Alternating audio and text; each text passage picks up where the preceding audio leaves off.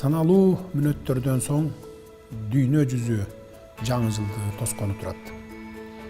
Элибиздин эртеңи, өлкөмүн келечеги жүрөккө бекем орноп, дайыма ойго салат.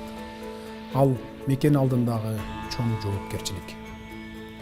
Быйыл өлкөбүздүн эгемендүүлүгүнүн көз карандысыздыгынын 30 жылдыгын белгиледик.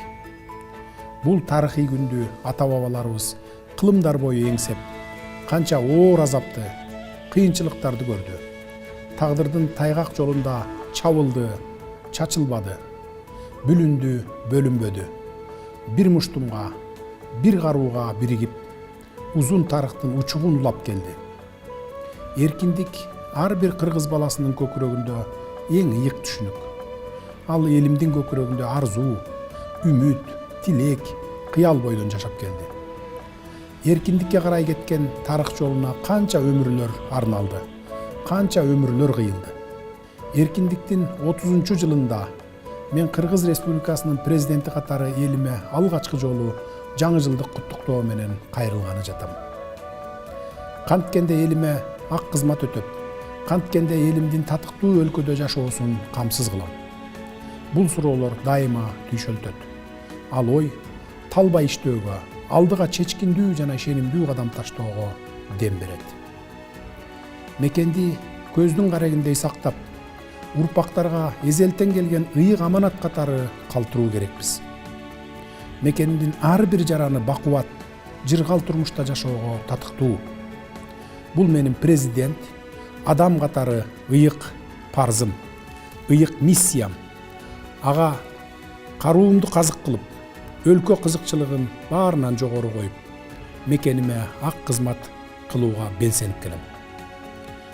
Өлкөбүздүн келечегин жалпы улуттук ынтымак, биримдик, адал эмгек, жаратмандык касиет, асыл ойлор менен гана тикелей алабыз. Өлкөмө ыйык кут келди. Ал жаңылануунун, кайра жаралуунун, улуттук асыл нарктарды көз карегиндей сактоонун мезгили. Өлкөмдүн келечеги баарынан мурда элимдин, жеримдин келечеги. Алдыда кыйын, бирок сыймыктуу иш турат. Ал Кыргызстанды өнүккөн өлкөгө айлантуу.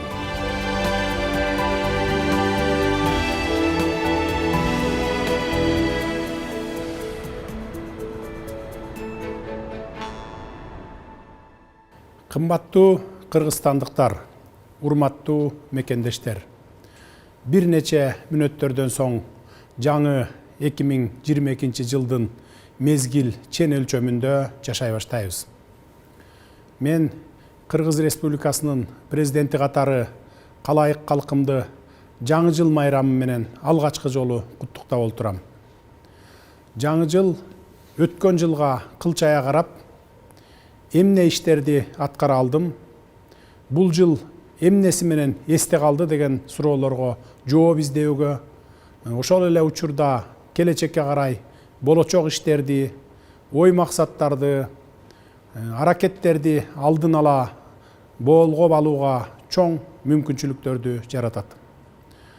Узап бараткан жыл маани маңыз жагынан окуяларга бай болду. Мамлекетибиздин эртеңки өнүгүү багытын көздөгөн, ага түздөн түз таасир этүүчү саясий чечимдер кабыл алынды. Жыл башында жаңы конституциябыз даярдалып, коомдук кеңири талкуудан өткөн соң жалпы элдик референдум аркылуу кабыл алынды. Жаңы баш мыйзамга ылайык элибиз президенттик башкаруу системасын тандап алды. Жаңы баш мыйзамга ылайык жергиликтүү кеңештерге, жогорку кеңеште шайлоолорду өткөрүп, анын расмий жыйынтыктары жарыяланды. Жалпы эл журтубуз ага күбө. Эгемендүү өлкөбүздүн тарыхында канчалык сын пикир айтылбасын, ага карабастан алгачкы рет таза жана ачык айкын шайлоону өткөрө алдык. Муну эл аралык байкоочулардын миссиялары, дүйнөлүк кадыр барктуу уюмдар дагы ырастады. Эл менен буга чейинки жолугушууларда белгилегенимдей, шайлоолор өлкөдөгү жаңы конституция кабыл алгандан кийинки ири саясий өнөктүктөрдүн соңкусу, анын саясий логикалык жыйынтыгы десек туура болот. Биз эч качан демократиялык дөөлөттөрдүн жолунан кайтпайбыз, анын принциптерин бекем сактайбыз. Тилекке каршы узап бараткан жыл адам өмүрүн алган кейиштүү окуялар менен да коштолду. Албетте, сөз нугу жаз айларында Баткен жергесинде жарандарыбыздын өмүрүн алган кайгылуу окуялар тууралуу жүрүп жатат. Ошол күндөрдө аскерлерибиз каякта жалпы мобилизациялоо жүргүзүү керек дегенге чейин чакырыктар айтылды. Бирок биз андай кескин аракеттерге барганыбызда бирөөлөрдүн чырагына май тамызып, балким ушул күнгө чейин согуштун отун өчүрө албай келмекпиз. Учурдан пайдаланып, ошол күндөрү каза болгон мекендештерибиздин жакындарына дагы бир жолу сабыр тилеп көңүл айтамын. Дорогие кыргызстанцы, 2021 год запомнится нам как яркими и светлыми событиями, так и тяжелыми испытаниями. Трагический инцидент в апреле нынешнего года в Баткенской области унес человеческие жизни. Вооруженное столкновение, которое нарушило мирную жизнь простых людей, привело к человеческим жертвам и немалому экономическому ущербу. Как глава государства я еще раз приношу слова соболезнования родным погибших и сочувствия пострадавшим согражданам. Отныне мы будем прилагать все усилия для того, чтобы предотвращать подобные события. Несмотря на все трудности, мы выстояли перед натиском этих вызовов. Мы вступаем в новую эпоху, уверенно глядя в будущее и твердой поступью шагая вперед. Состоявшиеся в конце уходящего года успешные выборы в Жогорку Кеңеш показали, что наша страна не свернет с пути демократических реформ. Мы успешно завершили заключительный этап реформы системы государственного управления. Теперь настал черед заниматься экономикой, повышением уровня жизни наших граждан и решением их насущных социальных нужд и потребностей. За этот год мы достигли серьезных экономических успехов, подвижек в промышленности и сельском хозяйстве. Появились новые и впечатляющие возможности для предпринимательства. И в дальнейшем государственная политика будет направлена на создание благоприятных условий для развития бизнеса в Кыргызстане. В условиях современного мира особое значение имеет воспитание молодого поколения в духе патриотизма, повышение уровня грамотности населения, пропаганда знаний, уважение к собственной исторической памяти и культурному наследию. Мы должны ценить независимость нашего государства и в дальнейшем укреплять мир и спокойствие, политическую стабильность и национальное единство. Именно они – залог развития и процветания в государстве. 2021 год был непростым, но трудности, с которыми мы столкнулись, сплотили нас.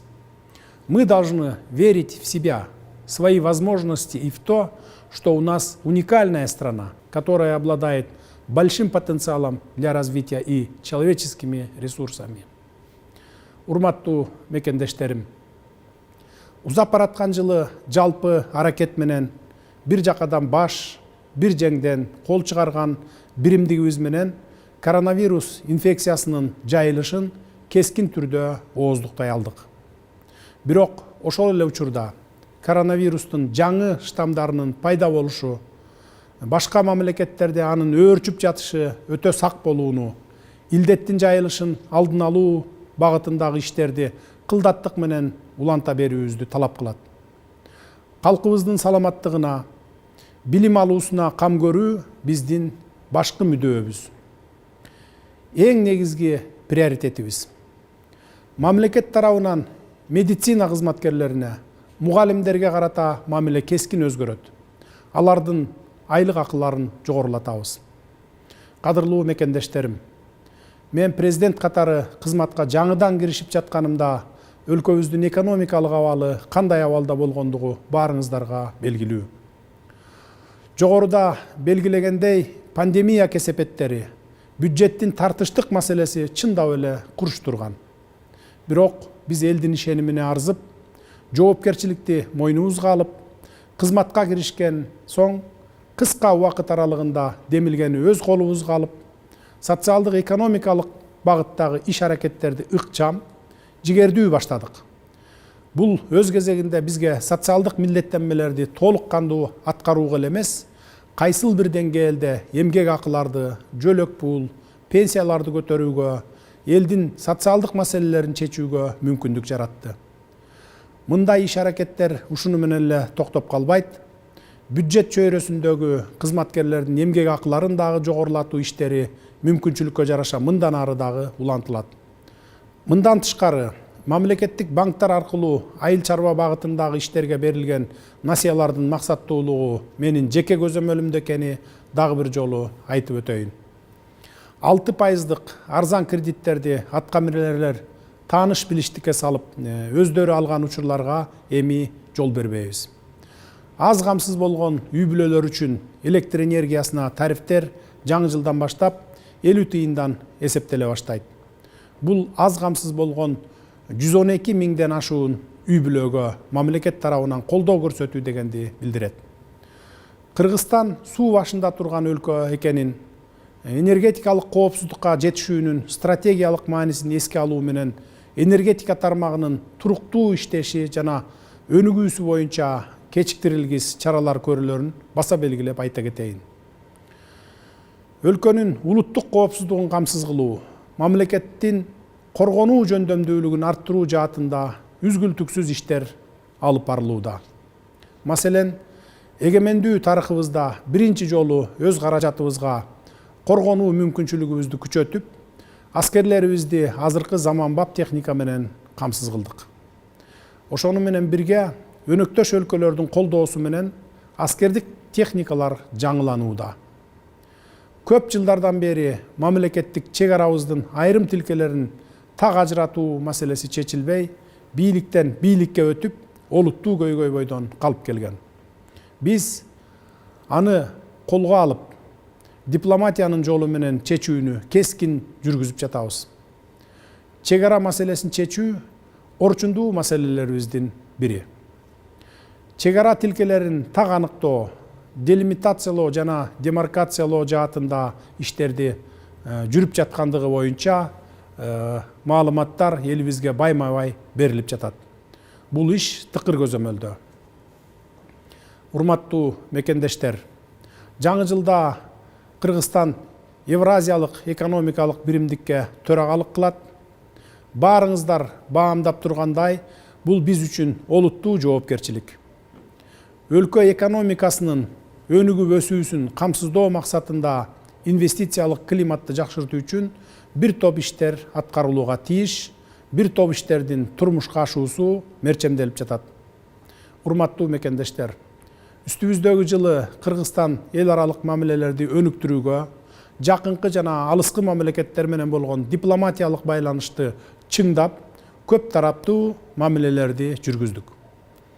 Стратегиялык өнөктөштөр жана жакын коңшулар менен болгон кызматташтык күчөп, Кыргызстан Бириккен Улуттар Уюму, Евразиес, КМШ, Шанхай кызматташтыгы, Түрк мамлекеттер уюму менен кызматташууну активдүү жүргүзүү менен эл аралык мамилелердин жаңы баскычына көтөрүлдү.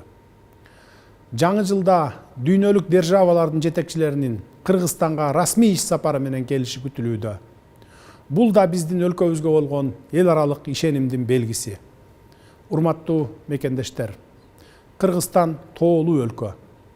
Биз улуттук байлыгыбыздын, жерибиздин ыйык тиреги болгон тоолорубуздун, жаратылыш менен экологиябыздын актуал маселелерин дүйнөлүк аренага көтөрүп чыгып, жалпы эл аралык коомчулуктун көңүлүн буруп, Бириккен Улуттар Уюмунун Генералдык Ассамблеясынын сессиясына алып чыктык. Кыргызстандын демилгеси колдоого алынып, кыргыз тоолорун көз карегиндей сактоо маселеси жактырылды. Ошондой эле 2022 жылы Кыргызстанда өтө турган кезектеги дүйнөлүк тоо саммитин жогорку деңгээлде өткөрүү алдыбызда турат.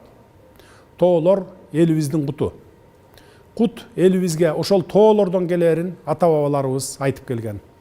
Бул ыйык нускоону эч качан унутпообуз зарыл деп ойлойм. Урматтуу мекендештер, жогорку кеңешке шайлоонун жыйынтыгы чыгып, бийликтин бардык бутактары толук калыптанды. Өлкөбүздө бекем институционалдык платформа түзүлдү. Өлкөнүн келечеги үчүн бир максат, бир ой, биримдикте аракет кылуунун учуру келди. Биз өлкөдөгү бардык саясий күчтөр менен биргеликте иштөөгө даярбыз, конструктивдүү иш аракеттерге ачыкпыз.